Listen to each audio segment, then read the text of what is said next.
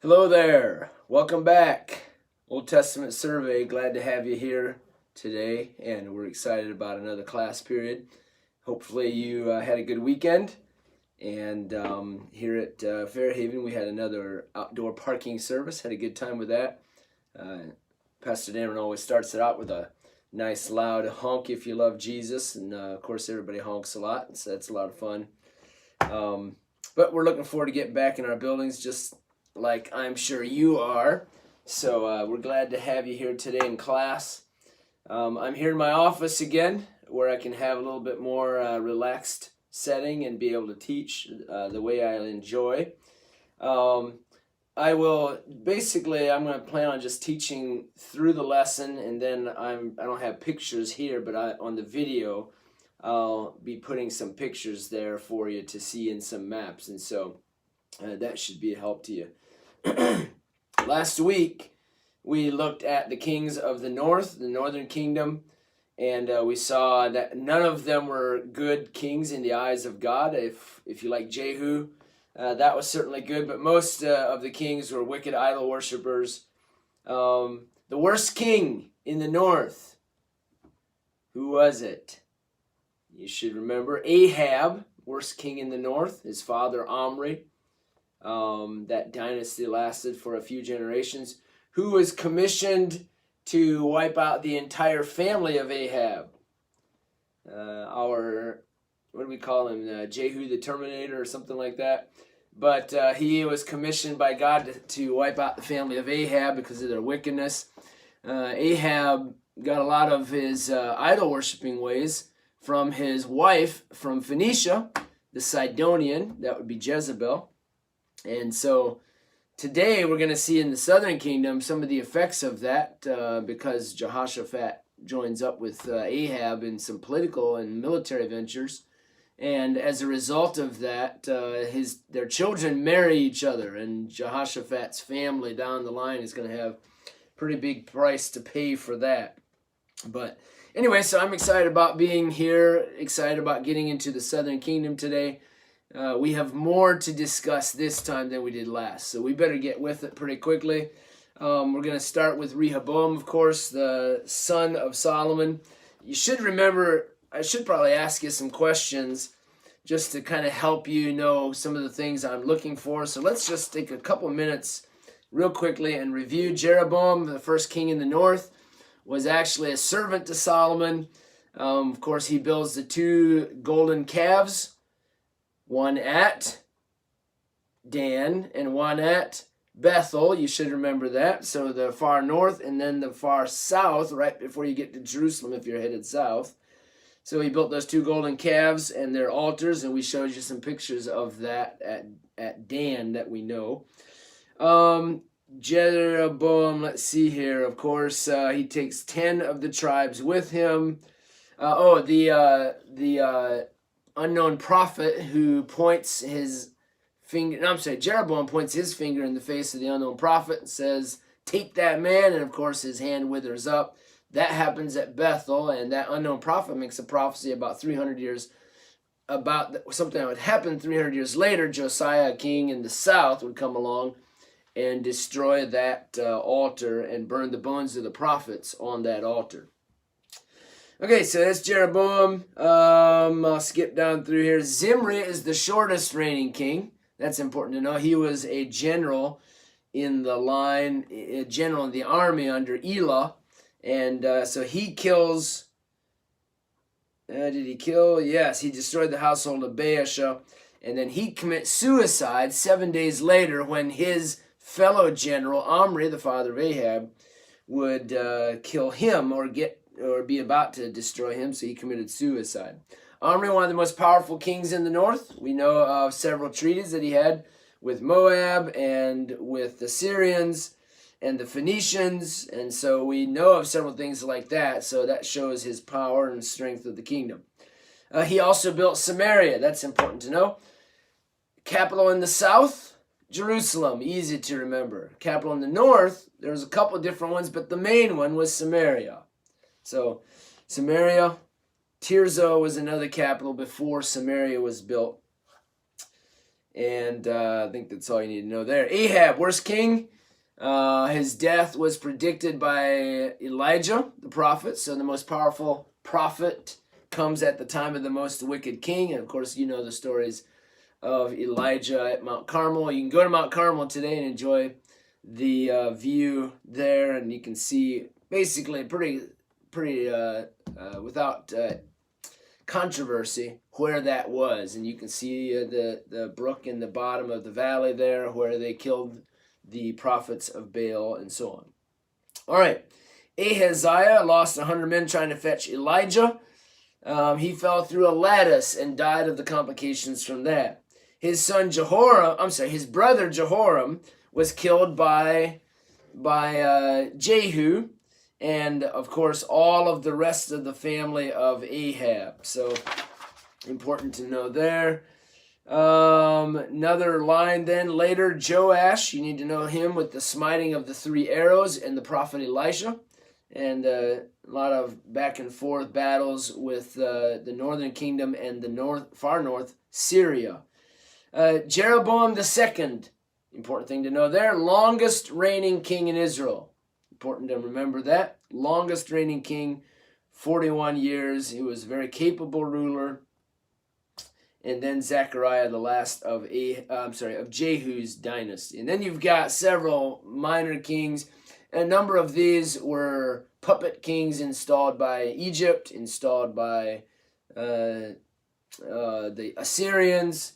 And then the northern kingdom and the defeat of the capital at Samaria would happen in 722 BC at the hands of the Assyrians. And so we haven't really looked at a lot of the on the world stage, Assyria coming on the scene just about 80 to 100 years before this as a real powerful empire.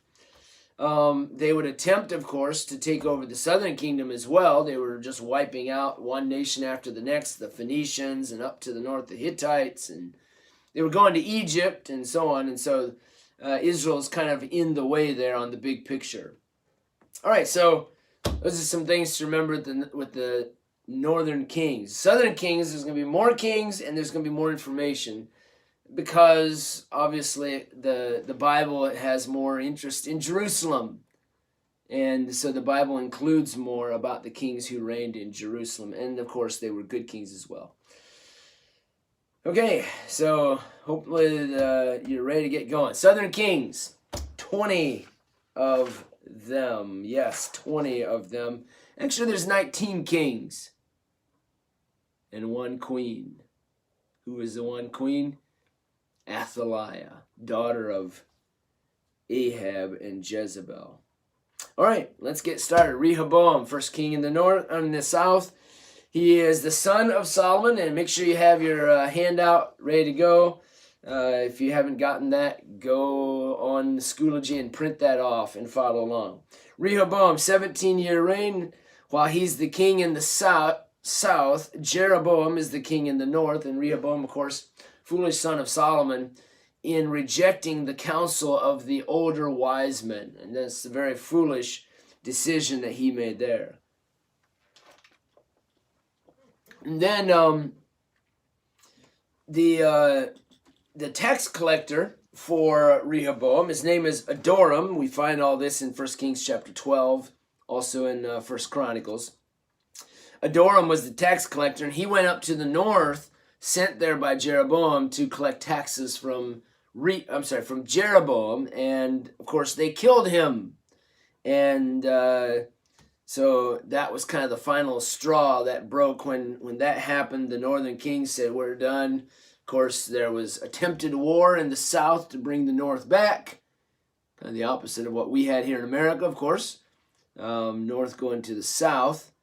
But the south trying to get, and they changed their mind, and God corrected them with a prophet, and they listened. So that's a good thing. Rehoboam, however, was a son of Solomon. You know what I mean by that is Solomon had 1,000 wives. Rehoboam only had 78 wives. Wow, what a step in the right direction. 18 wives, 60 concubines, how many? 28 sons and 60 daughters. So he also followed in the footsteps of his father. However, he made a step in the right direction, if you can call 78 good. Wow. He followed his father's folly as far as worshiping false gods and as far as polygamy.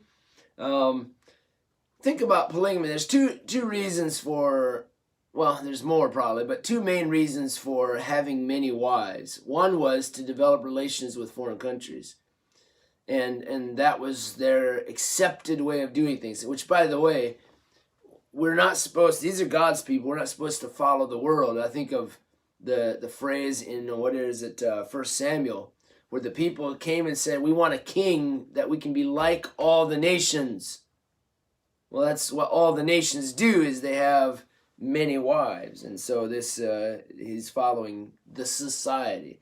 So that's one reason why kings had many wives, was these kings, because that's how you establish relationships. But of course, the other reason, the obvious reason, is because of the accepted immorality. It was just accepted that this is a fine thing to do. And we find this going all the way back into the days of Genesis.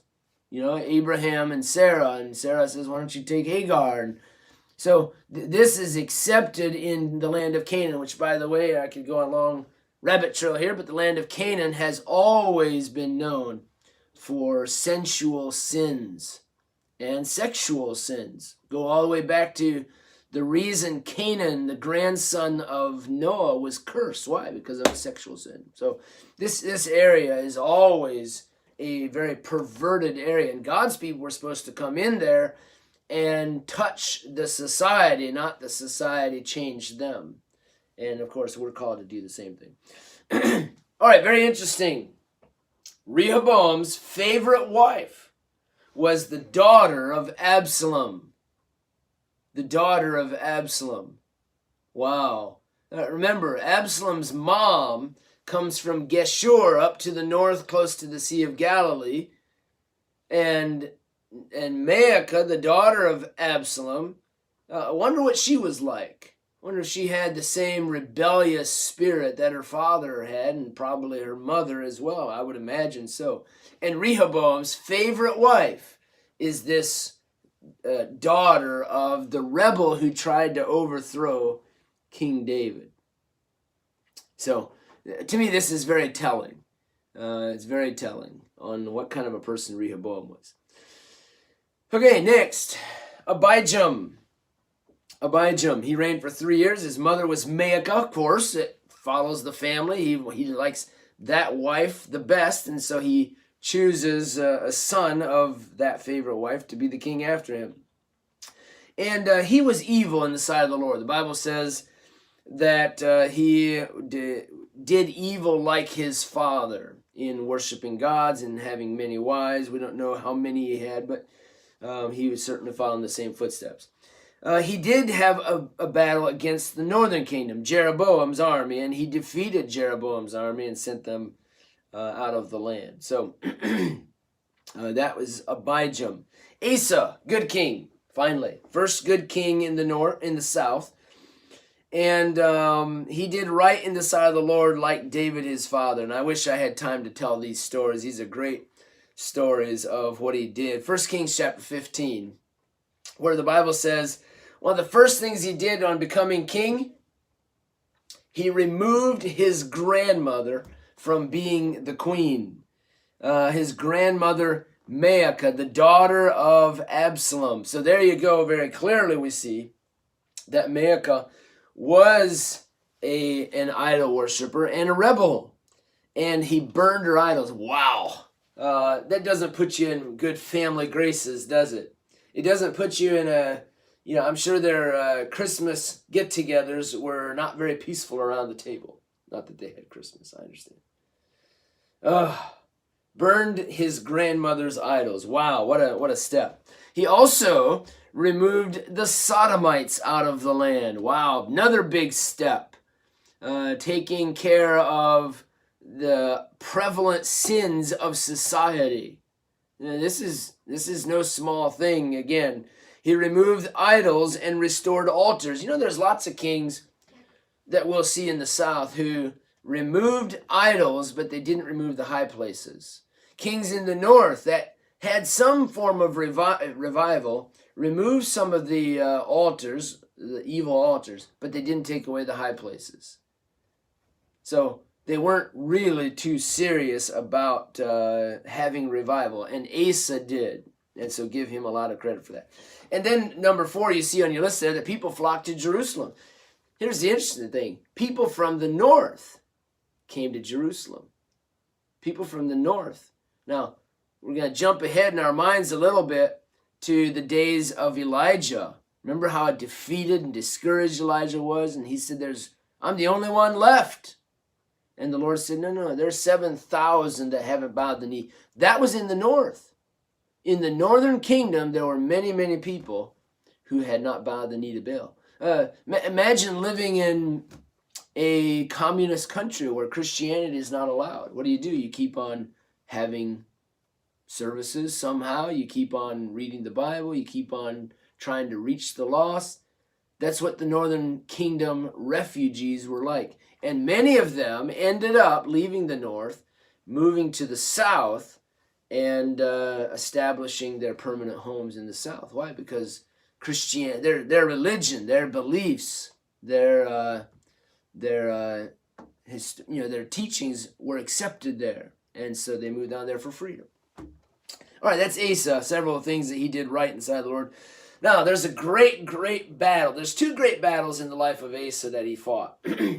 One is against the Ethiopians, totally outnumbered, and he wins anyway because he trusts the Lord. Another battle with the Syrians to the north, not nearly as much outnumbered, but he doesn't pray to God there. He trusts in himself and his own treaties he's trying to establish with the northern king. And the prophet of God says, what in the world are you doing? You didn't trust me. I didn't deliver you with Egypt. You could have had deliverance with Syria. And because of that, Asa has a rough ending. And he'll end up dying with a foot disease because he refuses to seek after the Lord. And so, if you notice in letter E there, he fought against Baasha, the king of the north, by an alliance with Ben-Hadad. And he tries to work out a deal by going around the northern kingdom to the north to Syria. And he says, hey, why don't you all attack the northern kingdom so that they won't attack me?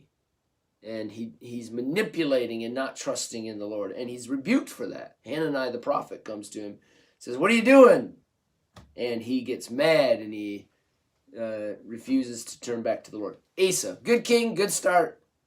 2 great battles. 1 loss. The first one won because he trusted the Lord. The second one lost because he didn't trust the Lord, and he ends up dying an early death because of it. His son, Jehoshaphat, takes over. 1 Kings chapter 22. Now, I outlined on the paper there's 3 revivals on your handout in the southern kingdom. The first one is Jehoshaphat. Second one is Hezekiah. Third one is Josiah. Jehoshaphat here, of course, is early on, 873 to 848. So we're talking, let me think here, 886 to 586. So we're talking about 275 years before Jerusalem would fall. So they're very early on into their the southern kingdom standing on its own, fairly early on. All right, so Jehoshaphat is a good king, and the kings in the north during his reign are Ahab and his family, his sons, Ahab and Ahaziah and Jehoram. Well, some of the reformations first that he does, he appoints judges in the land, and these judges were people who followed the law, and they tried to be fair.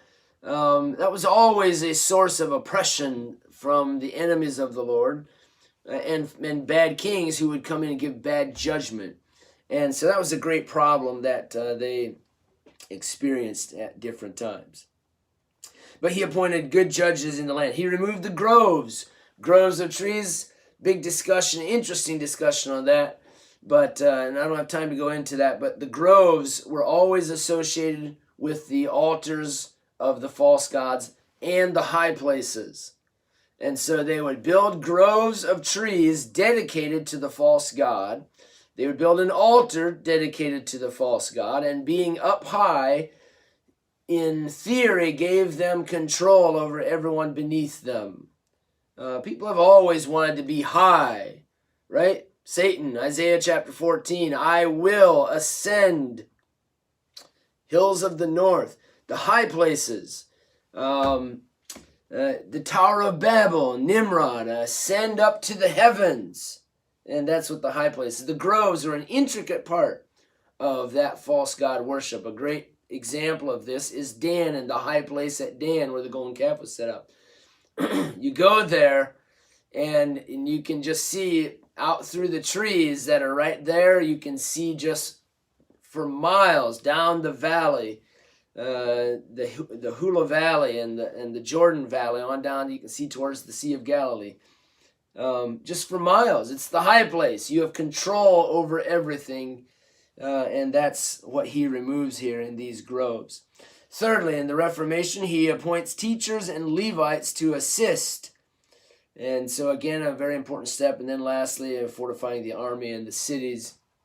And I don't know of specific evidence of, archaeological evidence of this, but the Bible says that he fortified numbers of fort cities around the land of Judah for protection against invading armies and to keep some type of a standing army, horses and chariots and soldiers. All right, however, bad news again, just like Asa, starts out great, has some step backs, some backslidings, if you will, later on in his life. And that's the last section there, the reversals through compromise. So there's 3 kings of the north that he compromises with, and all of them are the family of Ahab. Ahab, Ahaziah, and Jehoram. We know about those 3. Ahab first. Ahab, of course, this great story. It just shows the stupidity of sin. He joins with Ahab to attack the Syrians to the far north. And so they make an alliance. We're going to fight together. To tie this alliance together, Jehoshaphat has his son, Jehoram, married to the daughter of Ahab, Athaliah. Bad move. Oh, bad move. So they go to war. We're going to go and fight this big battle. And so Ahab says, hey, Jehoshaphat, I got a good idea for you. You stay dressed like a king. I will dress like a common soldier. And then we can go into battle and I'll be able to fight like I want to. I don't know what the point was. I mean, Jehoshaphat should have been able to see right away. He has a huge target right on his back. Everybody wants to kill the king. And Jehoshaphat is now the only king. So they go to war, and of course, everybody's coming after Jehoshaphat, and finally he says, wait a second, I'm not the king, I just look like the king. Wow. So, lo and behold, end of story, basically, Ahab doesn't escape. The Bible says that there's a random arrow shot from the Syrians, and it strikes Ahab somewhere in a chink in his armor. Strikes Ahab. And he knows he's not going to make it. He's going to die.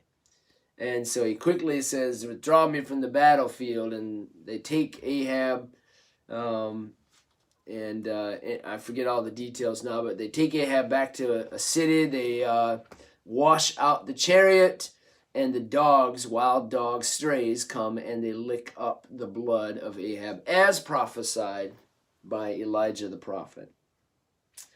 All right, so real foolish. And this alliance with Ahab would have decades-long effect. Just horrible decisions made because of this initial bad decision by Jehoshaphat. Listen, don't compromise with the world. Don't tie in with the world. Oh, maybe we can do this together. And you might not be too bad off because of that. You'll sometimes seem to get away with that. Jehoshaphat kind of did. Ahab gets killed, Jehoshaphat keeps living. But you might get away with it, seemingly. And I don't even think that. But your children for sure won't. Your children will have those close alliances with the world. Man, we got to be careful that we protect our children from their compromise, and not protect them. Okay, we need to teach them how to stand against compromise. Boy, if we don't, then the next generation is going to be worse off, and the next generation after that is going to be a huge mess. My parents, they taught us to do right, and they taught us what it meant by example. They taught us what it meant to stand when it was the right thing to do, even if your whole family rejects you, and they did. Now we have to teach that to our children, and I've got nieces and nephews who are now in their 20s, and probably be married, some of them, in the next couple of years. When that happens, they'll need to teach the next generation. We need to keep this going by keeping the example before them of what my parents did and what that example means. And of course, they have the scriptures. So stand against compromise. Don't let the world's society change you and affect you. In lots of ways, our music and our dress and our understanding of biblical doctrines and so on. I'm not saying we just do what our parents did because they did it. We do what the Bible teaches, and we take the things that the Bible teaches and we saw lived out in our parents' lives, our pastors' lives, and we live those things out the same way, and God will bless that.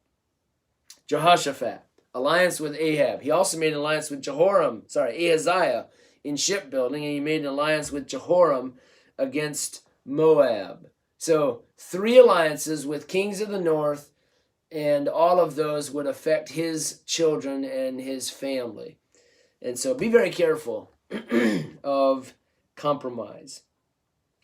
All right, so Jehoram, his son, is married to Athaliah.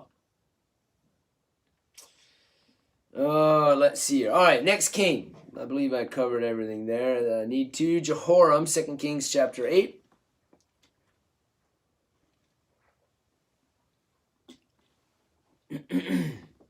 All right. Of course, he's married to Ahab's daughter, Athaliah. And one of the first things he does after he becomes a king is he kills 6 of his younger brothers. Now, you might say, what in the world is he killing his own family for? Okay, well, it is his family, but it's his half-brothers. And there would have been huge rivalry. And I'm not saying it's okay. I'm just saying, trying to understand his thinking. He's trying to protect the throne, and he's trying to, it was common in that day to eliminate the competition. Solomon did that. Solomon took the old rivals of his fathers, and Shimei and Joab and so on, and eliminated them. And this competition, you can just imagine, with a bunch of unsaved family members, they're vying for the throne. They're half brothers. I doubt any of them were his full brothers. And he puts them to death to eliminate the competition. But he was an evil king. He reigned for only 8 years. And the Bible says that Elijah wrote a letter predicting a bowel disease that would kill him. Now remember, Elijah's in the north, but Elijah was interested in that family of Ahab. And this is, by marriage, the family of Ahab. So Jehoram, when he died of a bowel disease, and he was not buried in the sepulchres of the kings in Jerusalem because of his disease that he had. They were naturally afraid that if they buried him in the tomb of the kings, that anybody who came in there in the future, that it would possibly still spread. Interesting thing, tombs of the kings are inside the city walls normally. And now, of course, city walls of Jerusalem have changed in many different times, changed, expanded, contracted. But those tombs of the kings I believe to be to the south of the old city of David. There's a large section of that has now been quarried away. But but I believe that to be the case, the place of the tombs. And he was not buried there. The tombs of anyone else who was not a king was buried outside the city walls. So that's very important to know. Number 6, Ahaziah, another son of Jehoshaphat. He would only reign for 1 year. He was wicked, like his mother. Who is his mother? Athaliah. He's a full-blood brother to Jehoram. And like his grandmother, who's his grandmother? Jezebel herself, Jezebel, Athaliah. And now Ahaziah, son of his wicked mother, Athaliah.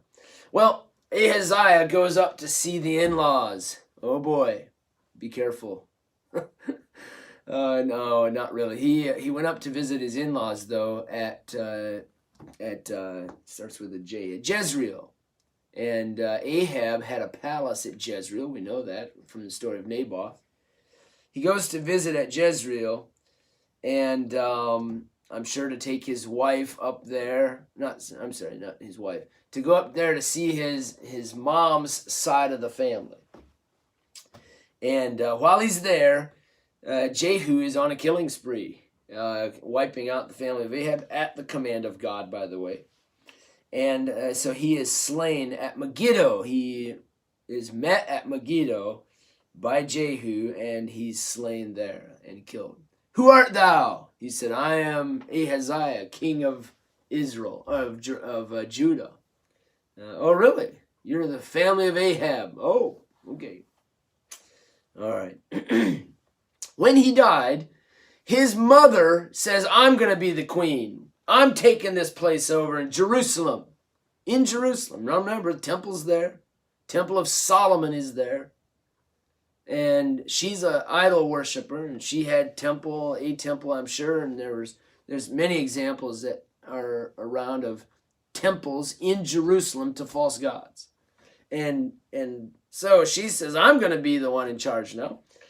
And so she kills all of her grandchildren. Now, don't be too mistaken again. They're not full-blood grandchildren.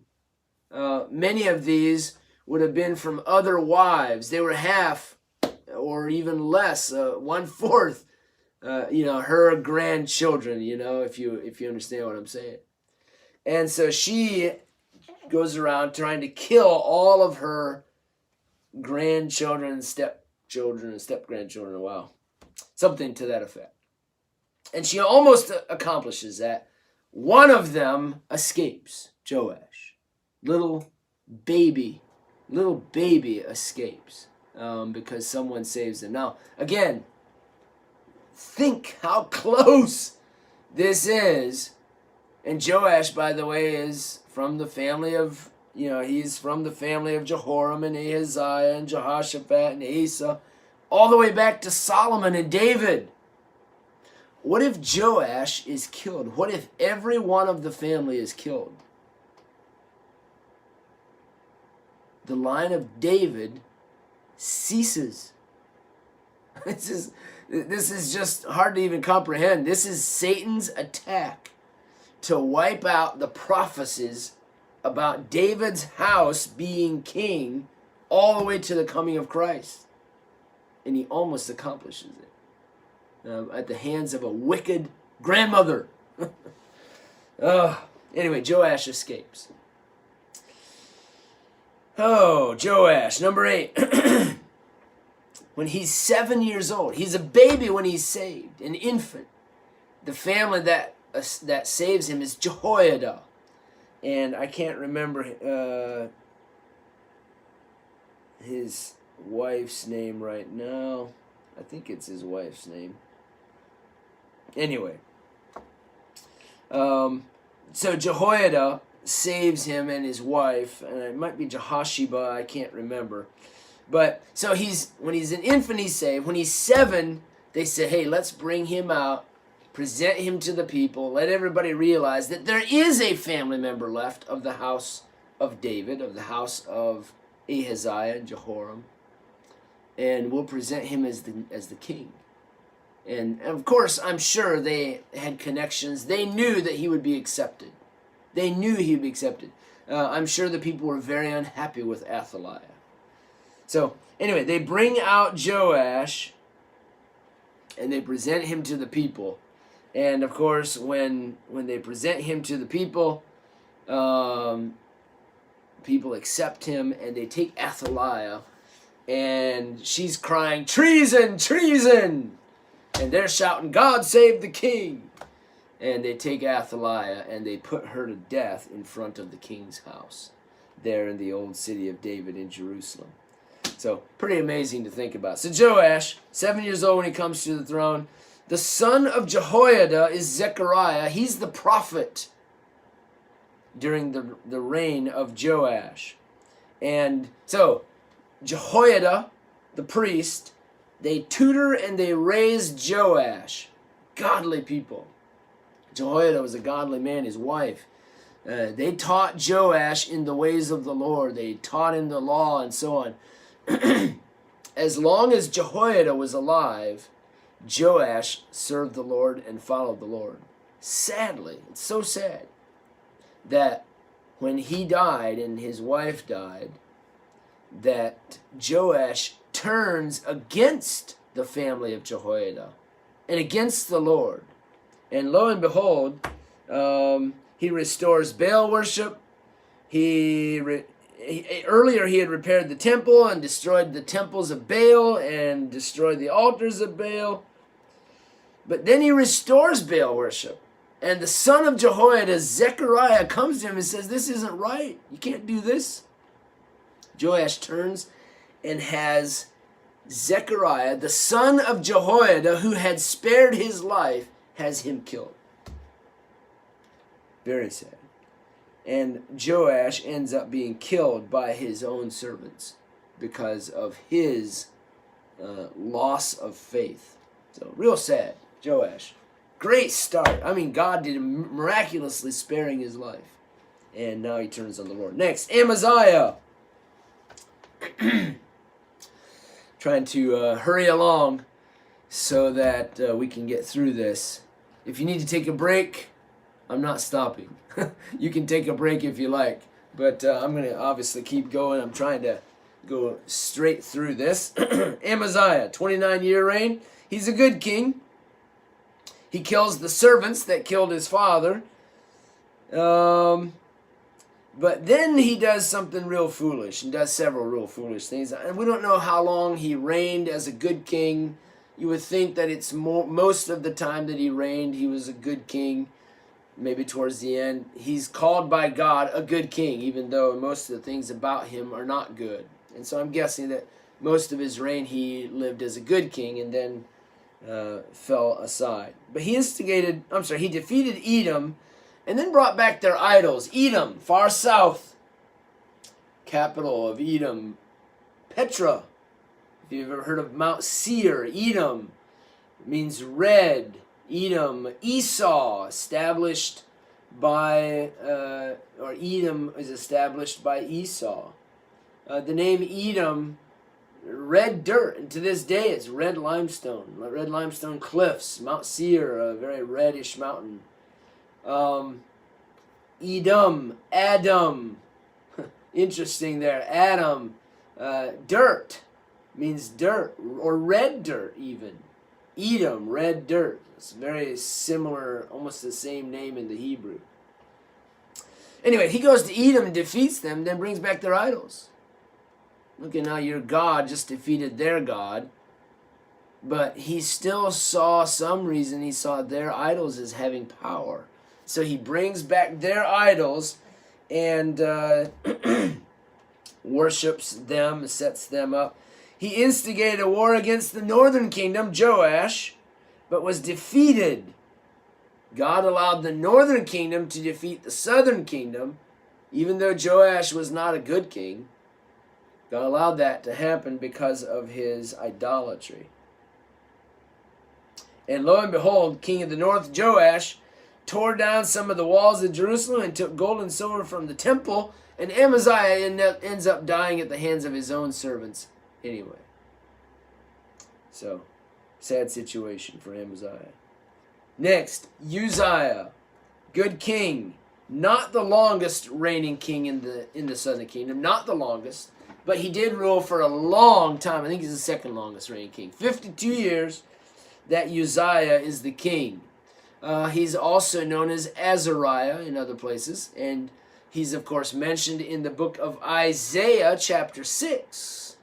In the year that King Uzziah died, I saw the Lord. I was in the temple. That's Isaiah. But Uzziah reigned for 52 years. He's known as several things. A very powerful ruler and king. He's known as a soldier for those that he defeated. The Philistines, Arabians, others, Ammonites. Engines of war, catapults. Oh, I love studying these kinds of things. Engines of war. At Masada, there's a great example of a catapult where they have this mechanism set up with these rubber band type things twisted and a bar in between them with a cup on the end for flinging stones. And when those things would release, they could fling stones, huge stones, quite a ways. At Masada, there's historical mention made of these catapults and sling stones from the main Roman camp. It's about a quarter mile from there to the top of Masada, and about, I forget how many hundreds of feet difference in elevation. And all over the top of Masada, as you're walking around, you see these massive stones, at least this big. Stones flung from those catapults a quarter of a mile away, and flicks them up, and they literally fly over a quarter mile and land on top of Masada. And there's many, many of these stones on top of Masada. Really amazing. This kind of thing was common warfare, in siege warfare, set up around a city, and build a wall around the city and make sure nobody comes in and goes out, trap them completely, and then you hammer away with these catapults at these large walls, trying to shake them over and over and over and over and over again until finally they collapse. And so that's the idea there. Known as a great soldier. He's also known as a builder. Had towers in Jerusalem built. Those would be wall towers, fortress towers. He had cities in Philistia built and reinforced. He had cisterns in the wilderness for water supply where it was dry, no water supply without a well. And so he's known as a builder.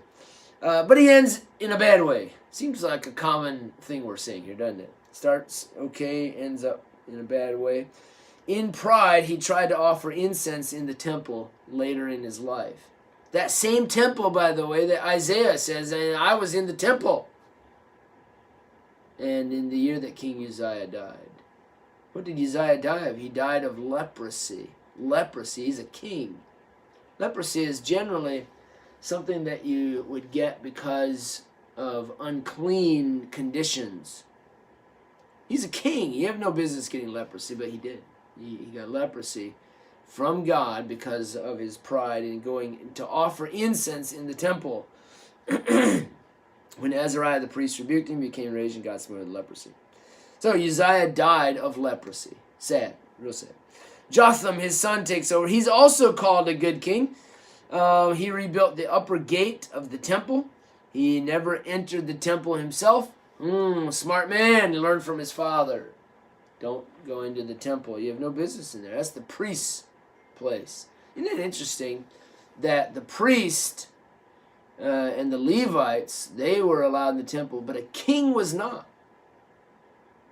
Priest had different authority and different role than the king. King had no business going in there. So, yes, a king is has the divine right, all powerful. He can do whatever he wants. No, he can't. Not in Judah. You lived under the guidelines that God set. And the guidelines said there's some things a king cannot do. And so there were limitations. Of course, Deuteronomy 17 gives other limitations. Don't multiply wives, don't multiply an army of horses, don't go back to Egypt, etc., etc. So Jotham learns from his father. Ahaz next. By the way, this is the time of Isaiah the prophet, and I'm going to mention Isaiah again in the life of Ahaz. Ahaz evil, wicked. 16 years, very little, if anything, good. He did evil. He worshipped Baal and Ashtaroth. He offered infant sacrifices. Infant sacrifices. You get that from, what is it, the Moabite god? Chemosh. He was pro-Assyrian. Pro-Assyrian means he was siding with Assyria, not Syria, Assyria, far east, against Egypt and against Assyrian and Egyptian, Assyrian and Hittite conflicts. He sided with Assyria because he said they're going to long-term protect us. And that would, of course, we don't need, God's people didn't need empires to protect them. Just trust the Lord and do right. So, anyway, Ahaz, he defeated the northern king, Pekah, with Assyria's help, but he still lost 200,000 people as prisoners of war. And interesting thing that's mentioned here is Oded the prophet went to the northern king, Pekah, said, hey, turn those 200,000 POWs, prisoners of war, turn them loose and send them back to the south. And Pekah obeyed. Pekah said, oh, okay, good idea. I don't know, maybe he thought, I don't know what to do with these people anyway. If I don't kill them, they're going to take over our country. 200,000 prisoners of war. So he returns those. The Philistines and the Edomites attacked Judah, and he asked Assyria for help. Ooh, bad move. That's like asking a snake to be your friend. He asked Assyria for help, and Isaiah rebukes him for it. Tiglath-Pileser, general of the Assyrian army, instead takes him captive to Damascus. Oh, yeah, I'll be your friend. Come here. Let me put these handcuffs on you.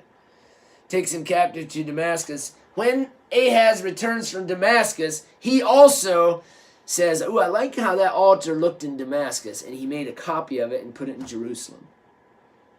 Why? They have a powerful God. Their God and their altar is powerful. I'm gonna add that to my God. He's not, in his mind, rejecting God. He's just adding more power to the gods that he already has. The God that he thought, of course, God is not that type. God is a jealous God. He is, thou shalt not make unto thee, or thou shalt have no other gods before me. So, Ahaz. And so he ends up, when he died, he's not buried in the tombs of the kings. Now, I told you I was going to mention Isaiah. You know the passage, but you might not know that it's connected to Ahaz. Ahaz and Isaiah were having a conversation in Isaiah chapter 9. And Isaiah said, Ahaz, ask a sign. And Ahaz knows how wicked he is. And he says, oh, no, I can't presume upon God. I can't ask for a sign. And Isaiah said, oh, you don't want a sign? I'll give you a sign. Isaiah 7, not Isaiah 9, I think it is. I'll give you a sign. Behold, a virgin shall conceive and bear a son, and thou shalt call his name Emmanuel. That sign is the sign to Ahaz.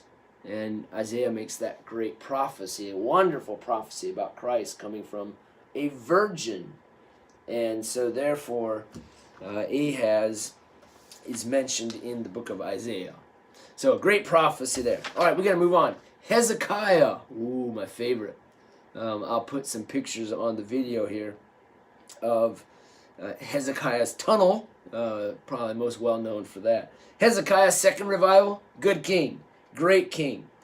He cleansed and repaired the temple. He celebrated the Passover. A month late, but he celebrated. Let's do this. It's gonna be late, but we gotta have the Passover.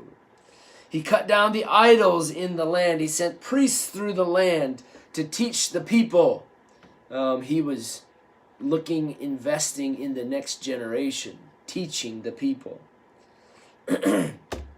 He removed the brazen serpent of Moses. Literally, that it was still in existence. It had become an idol and it was being worshipped. They named it Nehushtan, a brazen serpent. And Hezekiah says, we can't have this. When is this? This is around 700 BC. When was Moses' brazen serpent set up? It was somewhere around 1440 or 1445 BC. No, somewhere around little after 1400, 1406. But still, so this object is over 700 years old. 700 years old. Is there anything in existence that we have in America? I think the Magna Carta is still in existence. That'd be older than the Hushtan. So interesting. He removed that from being an idol and he destroyed it. Smart move. Very good move. The Assyrians attacked Jerusalem. Now, Sennacherib, there's kind of hard to understand who was actually king, who was general, Sennacherib, Tiglath-Pileser. But regardless, the Assyrians had attacked Samaria and the kingdom in the north and destroyed it. Now they come to Jerusalem and they're going to destroy Jerusalem. And there were other cities as well, by the way. It's very interesting. At Lachish, out towards the Philistine territory, out towards the Mediterranean, city of Lachish was destroyed by the Assyrians. And archaeologists have excavated the city of Lachish, and they have found all of these war artifacts, and especially sling stones. And sling stones, slingers, Assyrian slingers used these, and they produced them in mass. All the stones are identical weight, identical size. They obviously produced them much in the same sense that we would produce bullets of different sizes. So we have 9mm, and all those bullets are the same. And you have a 357, and all of those are the same. They produce stones all the exact same size. And I'd love to talk about slingers and stones, but they were excellent with these kinds of war machinery. Great stuff. Anyway, the Assyrians attacked Jerusalem, and before they could take over Jerusalem, Hezekiah, in great prayer and deep repentance and revival, they pray, and God sends his angel and destroys 180,000 soldiers. We think of this virus as a plague. It's probably something like that kind of a plague. Something the Bible doesn't specific. I think it mentions a plague with this, but we don't know what it was. And a plague literally spread like wildfire through the camp, and they all died. Pestilence. Pestilence is a punishment from God. It's a plague is always, as far off the top of my head as I think about this, always a punishment from God. Death in large numbers. Anyway, so he became proud, and Isaiah announced his death, and after repenting of his pride, God gave him 15 more years. As a sign of that, the sundial returned 10 degrees. And one of these great stories where the heavens themselves change course. I like to think about Joshua and that longest day on record. And now this story here. But he foolishly used up those 15 years. Manasseh was born during this time. He also showed this group of diplomats coming from this new area that hadn't, this new empire that was on the rise. And Hezekiah probably thought, oh, this is going to be neat. We're going to have some competition with the Assyrians. They won't be able to come and attack us again because they're going to have the Babylonians on their tail. Yeah, the Babylonians would end up defeating the Assyrians and defeating Jerusalem within 100 years or so. 100 years? Yeah, first time was about 100 years later. And within 120 years, for sure, it was gone. Babylonians. Oh, yeah, just an obscure little group of people. Yeah, right. So he shows them the temple treasures, and they didn't forget. They were in awe, I'm sure, just shocked at the amount of wealth in this little country. And they didn't forget that. And within 120 years, like I said, they destroyed that same Jerusalem. They destroyed that same temple and its storerooms that were filled with gold and filled with wealth, and they stole all of those things. The most important thing, to me, the best thing, the most interesting thing for sure, is this conduit that the Bible says he built into the city. So basically, if you can think of it, he connects the Gihon Spring, which is the water supply for the city of Jerusalem. He connects the Gihon Spring into the interior of the city. So the Gihon Spring had been already well fortified. It was the water supply. You better have it well fortified. And there were also some tunnels already that brought the Gihon Spring into the city. But he created another larger, longer tunnel that brought the water not only into the city where you had to work hard. In other words, if you follow the original tunnels, you had to go way down to get to the water. Then you had to carry that water up. Well, what he did is he brought the water down to the southern end of the city, to the bottom of the hill, inside the city, Pool of Siloam. And so then people just had to walk down the hill to get the water and carry it up the hill, rather than go down into the tunnels and carry it up out of the tunnels. So very smart move and very wise move in bringing much better access to water inside the city of Jerusalem. So that's what the tunnel is about. Now, the tunnel itself was rediscovered, obviously, about 100 years or so ago, if I remember right. And the tunnel is about a 1/4 mile long through solid bedrock, all of it. And this tunnel is it's impressive. There's times where it's about 12 feet tall. There's other times where I can't stand up straight. I have to bow my head down. I've been through it a couple of times. It's about, most of the time, it's about the width from one shoulder to the other. Last time I went through it a month and a half ago, I had a camera right here hanging around my neck. And a few times I tried to turn around and I scraped my camera on the wall. I could barely turn around this way. So it's kind of claustrophobic. If you're claustrophobic, you might not want to go in Hezekiah's tunnel. But cold spring water, the Gihon Spring still flows. Cold water rushing out of the Gihon Spring and into Hezekiah's tunnel. When you first go in, it's about a little over past your knee deep. And of course, Jennifer, you went through it, Jennifer Dameron and others, and we had a great time going through that. But you get used to it. It's cold, and then it feels good after a while. But I found a stone that was loose inside Hezekiah's tunnel. And so this stone comes from Hezekiah's tunnel. Pretty hard to comprehend that this was dug. This tunnel was dug over 2,700 years ago by Hezekiah's own diggers, by his own stone workers. And so pretty amazing to think about. There's an inscription called the Siloam inscription, not too far from the southern end of that tunnel. And this inscription in Hebrew details the two sides working their way towards each other inside and finally meeting each other and what that experience was like. And so really interesting stuff here with Hezekiah's tunnel. Okay, we need to keep moving. I have about 20 or so, 25 minutes left, and I've got a lot to cover still. Hezekiah's son, Manasseh, is the next king. Manasseh was born during Hezekiah's last 15 years. We know that because Manasseh was 12 when he began to reign.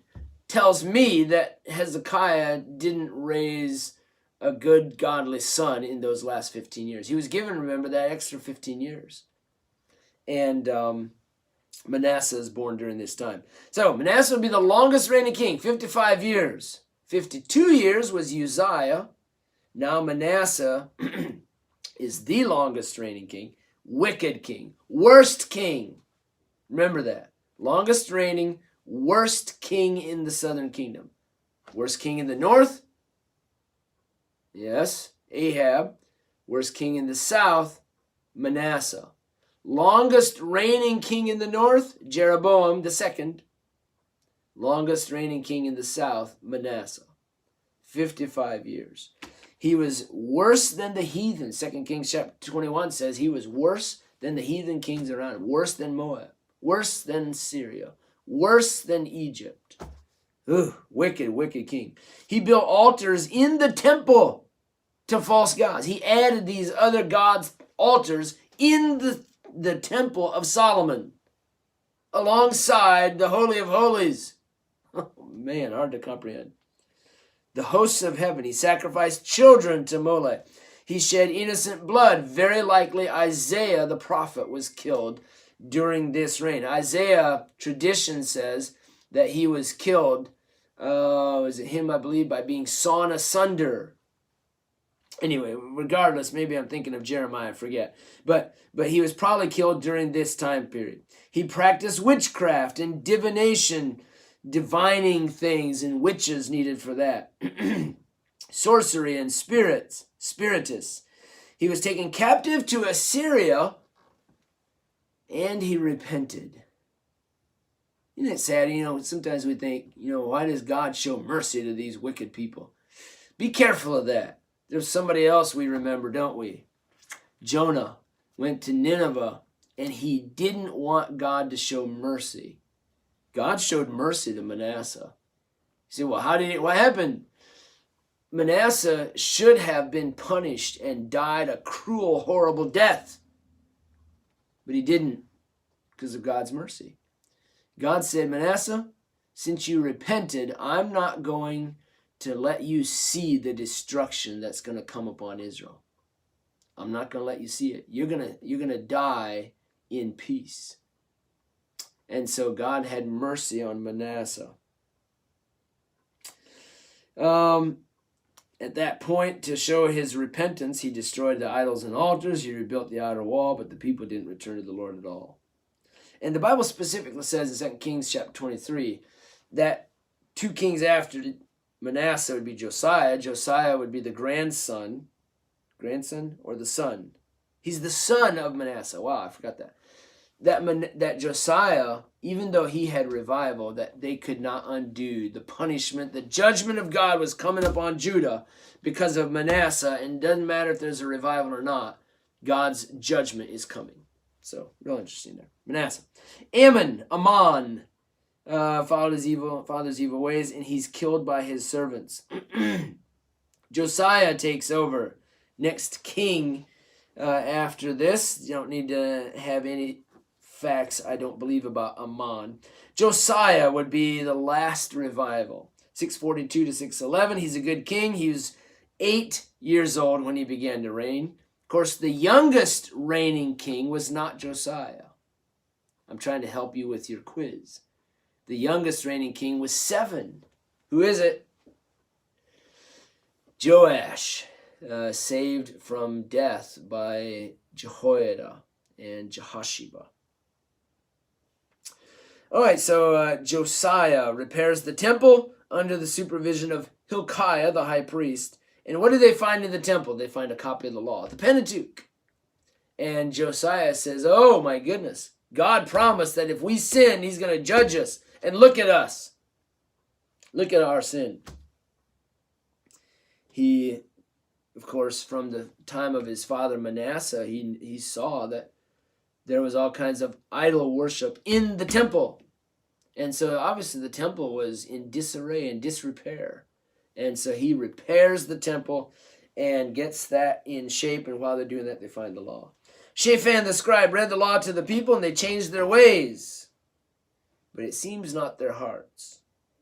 There's no mention ever made of Daniel. There's no mention made by Jeremiah of this revival. Jeremiah was alive during this revival, and he makes no mention of it. So it seems like it was a superficial revival that only took place in Josiah's life, and maybe some people, but not nearly the whole kingdom of Judah. Excuse me. Josiah did observe the Passover correctly for the first time since Samuel. That's very interesting to note. For your quiz, so make sure you're ready for that. He observes the Passover correctly. He finds the law. He also tries to help this new group of soldiers, military group called the Babylonians. He helps them against Egypt. The real threat is Egypt, not the Babylonians. Yeah, okay, so now the Babylonians are coming to attack Egypt. Here's Josiah in the way, and of course, what ends up eventually happening, the Babylonians defeat Jerusalem and Egypt. So he tries to help Babylon by disguising himself and attacking Necho of Egypt, who was on his way to fight Nebuchadnezzar. He was killed in the valley of Megiddo, in the northern kingdom, which is no longer, but up in Megiddo, trying to stop the Egyptians who were coming up the way of the sea, and he's trying to stop them, and he ends up getting killed by the Egyptians. The Babylonians were coming across the north. There was going to be a great battle. I believe it's the Battle of Carchemish, Hittites, and the Egyptians, and he tries to stop the Egyptians to help the Babylonians. And, of course, he gets killed. Bad move. Josiah had no business up there. He was warned not to go there. 2 Chronicles chapter 35. Jeremiah weeps at his death. Is it a surprise to find Jeremiah weeping? And I'm not mocking him. I'm saying Jeremiah's the weeping prophet. But he weeps at his death, but never mentions or praises the revival. However, almost certainly, Daniel was affected by this revival. It would be just a matter of a few, very few short years, I'll explain that in a second, that Daniel would be taken into Babylon as a young man. Daniel chapter 1, purposed in his heart. And so, let me just make sure my phone is working. Yes, it's still videoing. Hold on just a second. There we go.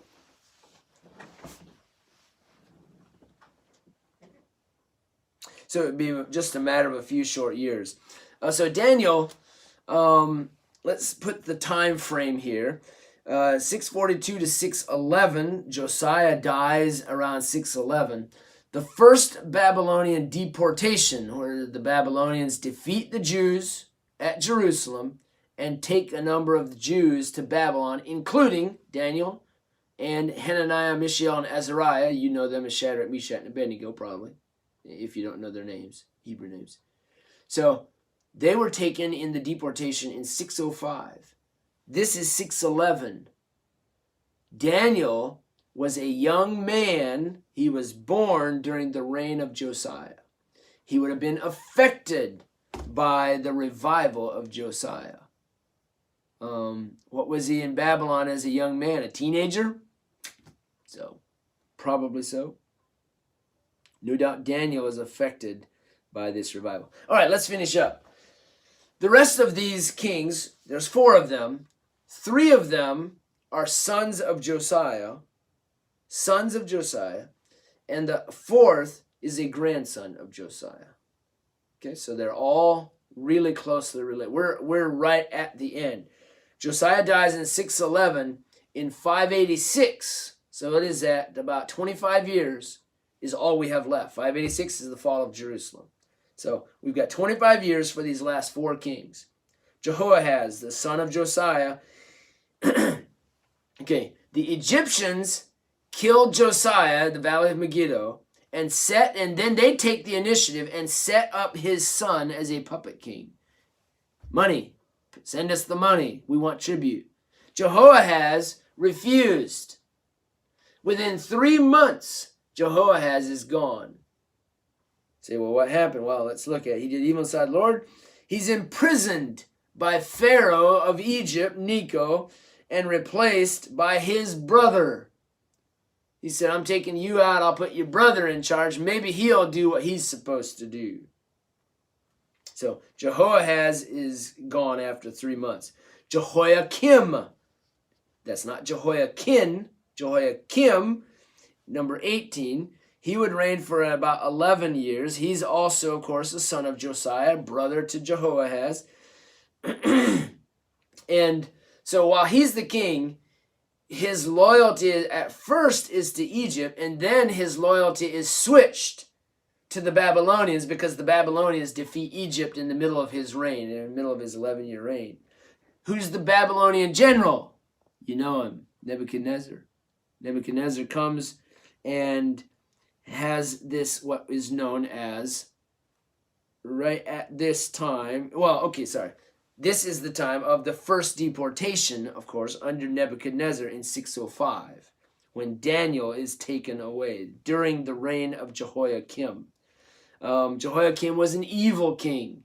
As good as Josiah was, many good things he did, his sons were a waste. Jehoahaz, wicked, 3 months. Jehoiakim, wicked. Jehoiakim's son then would become the king in 599, and his name is Jehoiakim. He would only reign for 3 months, and he also was a puppet king set up by Nebuchadnezzar. Nebuchadnezzar had come, defeated, I'm trying to remember my details, but I'm thinking that Jehoiakim had stopped paying the tribute. And Nebuchadnezzar brings their armies, and they defeat Jerusalem a second time in 597, 598. And Jehoiakim is set up as the king for only 3 months, and that's when he's taken out by the Babylonians, taken captive to Babylon. And Ezekiel, at this deportation, the second deportation, would have been taken away to Babylon as well, 597, 598 BC. Then, now we've got one king left, and he also is an older son of Josiah. So Jehoahaz, Jehoiakim, and Zedekiah is not only the last king of Judah, but he's the last reigning son of Josiah as well. So Zedekiah becomes king, and he's put there by Nebuchadnezzar, a puppet king. He's never accepted by the Jews. Finally, they stop paying the tribute again, and the Babylonians send their general Nebuchadnezzar and say, take this guy out. We need to finish this rebellious group of so-called Jews. These Jews, let's get rid of them. And so Nebuchadnezzar comes, and in 587, he builds a siege all the way around Jerusalem. 586, he destroys the city of Jerusalem. There's numerous, many actually, destructions of Jerusalem. But there's 2 really important, large destructions of Jerusalem. One is here, 586 BC, by the Babylonians. The second one, major destruction of Jerusalem, is, of course, the Romans in 70 AD. Jerusalem was completely surrounded again. The Romans from Mount Scopus to the north, catapulting all these things down. They finally end up taking some of the wall on the north side. They take over the fortress of Antonia and eventually take over the entire city of Jerusalem. So those are 2 large destructions of Jerusalem. But this is the first of these great destructions, Nebuchadnezzar. When they took Jerusalem, of course, your notes say that his sons, Zedekiah's sons, were killed in front of him, and then his eyes were poked out. It's the last thing he ever saw was his sons being put to death. And he was then taken to Babylon. He should have surrendered. You say, surrendered? Yes. Jeremiah the prophet said very clearly, surrender, surrender, surrender. And the people said, oh, we got to surrender. Well, the soldiers found out that Jeremiah was preaching these things. In book of Jeremiah chapter 38 and 39, they go to the King Zedekiah and they said, man, you gotta shut this guy up. Jeremiah is disheartening the people. They don't want to fight. You got to shut him down. And lo and behold, they take Jeremiah and they drop him into a pit. And he sinks in the pit. He's stuck there. He's going to die there if he's not pulled out. And the Lord has mercy and sends someone to pull him out. But there's not many pits in Jerusalem, in the old city of David. But they have found, and I just saw it a few weeks ago, there is at least one pit that we know of. I looked down about 30, 40 feet into this pit. Very possibly it's exactly in the location where King David's palace was. and the government buildings of the city of David. And so very possibly the prison where Jeremiah was kept. But Jeremiah is pulled out of that. Well, anyway, when that interaction takes place with the king, how do they communicate? The soldiers and the officials, the government officials, communicated to the king by way of letters and seals on their rings, and the king's letter was sent back to those officials. And in Jeremiah chapter 39, I believe it is, let me just quickly look it up, there's mention made of some officials in the government who send these letters to the king Zedekiah. Jeremiah chapter 38, verse 1. Then Shephatiah, the son of Matan, and Gedaliah, the son of Pashur, and Jukal, the son of Shelemiah, and Pashur, the son of Malchiah. There's 4 government officials mentioned here. They heard the words that Jeremiah had spoken to all the people, saying, you got to put this guy to death. Get rid of Jeremiah because he's getting the people discouraged. They don't want to fight the Babylonians. No, Jeremiah wasn't a traitor. Jeremiah was doing what God wanted. Jeremiah was advising them the best way to preserve their city and to preserve the temple. They would have come back 70 years later of captivity. They already knew that prophecy had been made. They would come back. And Jeremiah is trying to preserve that for them when they come back. And of course they did not. So anyway, the interesting thing is those seals that they sealed those letters were seals in clay. Seals not in what we think of as, some kind of something that would burn, but actual clay that would, if it's burned, it would only harden. It would only turn it to rock, like a kiln. And lo and behold, in the last 10 years, those seals that mention these 4 names, 2 of those actual seals have been found. 2 of those actual seals in the exact location of that pit that I mentioned a little bit ago. You talk about, that's not just accident. That's not just a coincidence. That is an absolute proof. 2 people in the same verse mentioned in the scripture in the book of Jeremiah, their actual seals are found in the very location of the pit in the city of David, where the government building foundations have been located. When this was destroyed in 586 BC, everything was completely destroyed. It was all wood piled up around these huge stones. They were burned. What happens then? The stones crack and disintegrate, a lot of it, so that they can't be reused again for foundation stones. That's the purpose of the burning with a bunch of wood. And what happened? Those seals were baked and put in a kiln and preserved and sealed, no pun intended, and sealed for us to find. Literally 2012 or something like that, those seals were found. Just amazing.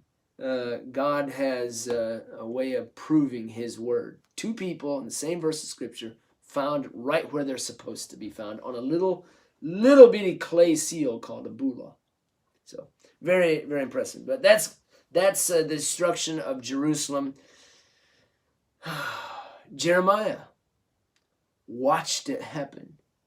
Jeremiah was in Jerusalem with those siege walls around it.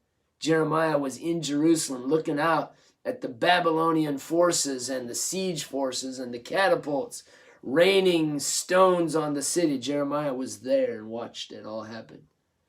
Jeremiah weeping, the weeping prophet. And when finally the city of Jerusalem fell and the Babylonians rushed the city and they burned that temple, a beautiful temple, when they burned that, and those Jews walked out of, many of them were killed, of course, but many of them were taken prisoner and walked out, traveled up hundreds of miles to Babylon.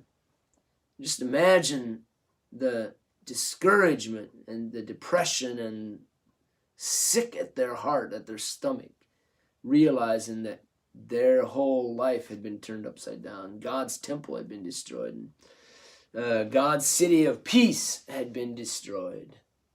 Sad times. Fall of the southern kingdom. Jeremiah didn't go with them to Babylon. Jeremiah stayed. They let him stay. The king of Nebuchadnezzar was actually friends. Seems like he was friends with Jeremiah. They offered Jeremiah to go to Babylon with them and set him up like Daniel was set up. And Jeremiah said, no, I'm staying here with the people, the poor people. And within a few months, Jeremiah would be taken as a captive by people who didn't trust him, taken a captive to Egypt and probably put to death in Egypt, a martyr's death. What about Daniel? What about Daniel in Babylon? He already had been there for 20 years or so. And now he gets word that the Babylonians have destroyed Jerusalem. They've destroyed the temple.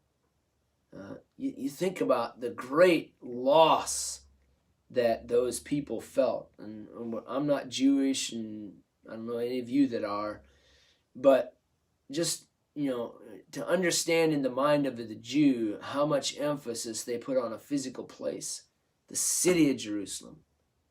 Psalm 48:1, in the city of our God, the mountain of his holiness. Beautiful for situation.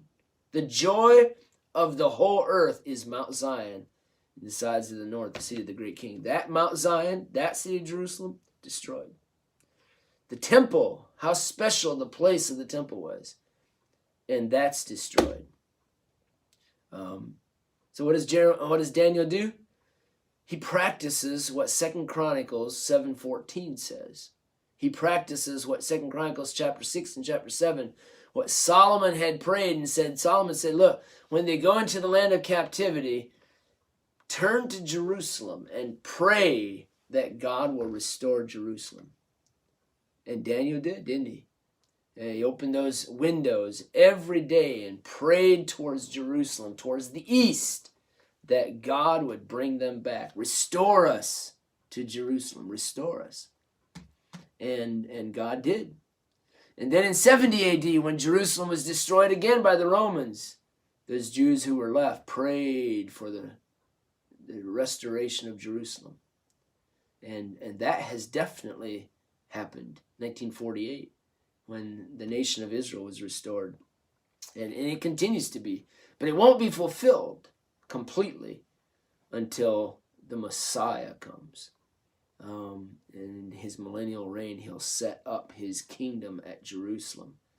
And he'll rule and reign from there with a rod of iron. So, line of David, it's temporarily on hold, but it will be fulfilled. So, wonderful things there. Southern kingdom, destruction of Jerusalem, 586. Our next lesson will be about their exile into Babylon, and then their returns. So there are 3 deportations that we mentioned: 605, 597, 98, and 586. 586 was the final destruction of Jerusalem at the hands of Nebuchadnezzar. 70 years would go by, and then they would filter back and return in 3 different returns as well. And so we'll look at those, the exile and the return to Jerusalem. I hope you all have another good week, and possibly meet back in class. If not, Lord bless you. Keep on going for the Lord. Thank you.